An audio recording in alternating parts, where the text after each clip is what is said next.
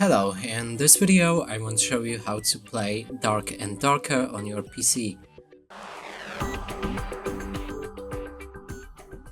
And to do this you will need to get the Steam, and keep in mind that this game runs sometimes and sometimes they just disable the servers, so one time you can play and 1 week it's turned off.